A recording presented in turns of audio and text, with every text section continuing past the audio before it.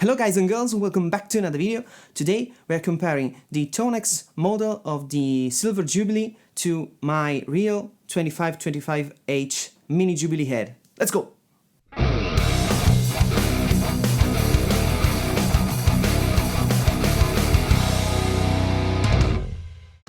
So, in today's comparison, I played with two different guitars, single coils and humbuckers, into both of these amps.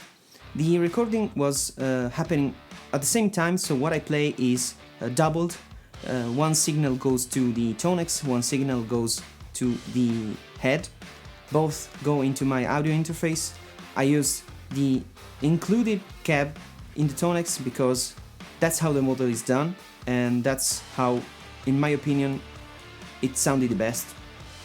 And my amp is going into, from its line out, into the interface, and there I apply impulse response from York Audio, the Marshall 4x12. So I selected the preset, that was it, and from my amp I left it as I play usually. I just try to match the volume from the amp. So let's hear it and then we'll come to the conclusion.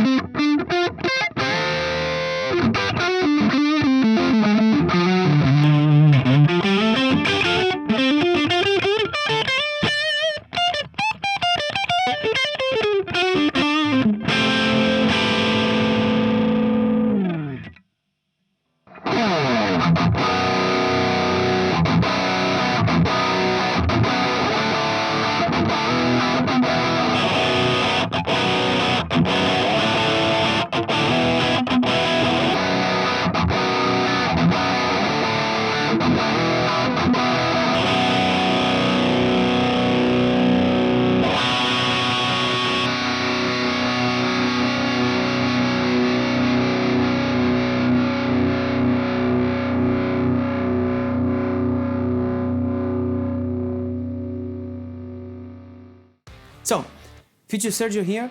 I was editing the video and I thought I had to re-record my final thoughts because after listening back to the comparison, the differences were much more prominent than they were while I was playing with the headphones. And yeah, the fact is, they still sound similar. I think the differences may be due to, first of all, the two different cabs simulation, because I chose not to use the same cab simulation, like not using mine on the Tonex, because I wanted to see what their profile was. So I thought, let's hear how they think this is sounding. And also the second fact is, I don't know how they set the amp when they profiled it, so I don't know if they set it the same way I do, if the gain was high or low, if the master was cranked or not. I think it was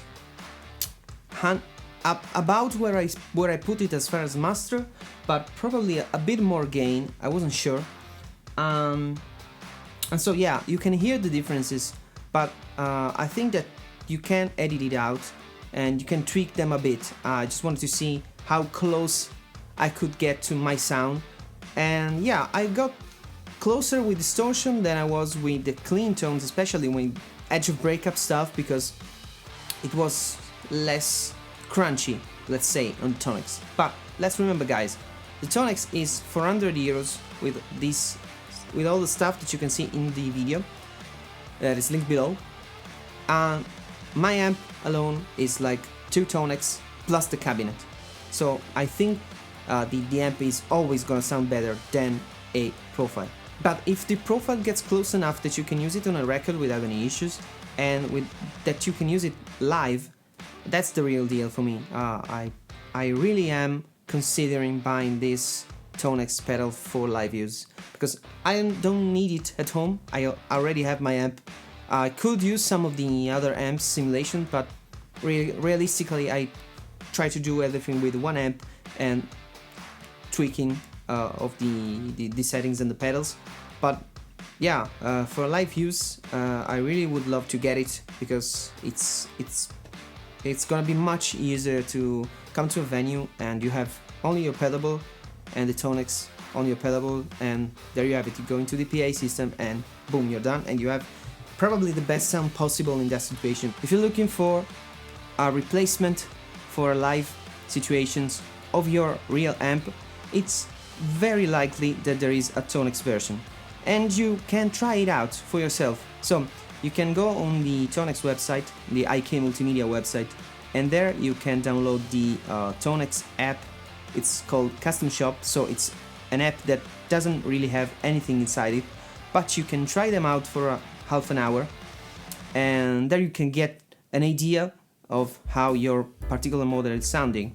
And I suggest you do that, because you can either buy the Tonex pedal to use it live, or if you're going to record at home and you don't have the right rig to record, for example an attenuator or ISO booth where you can mic it up and crank it up, you can just buy the software from Tonex, which is around 100 euros, $100. I don't remember the pricing exactly, but check it out, and boom, you have your amp and many others.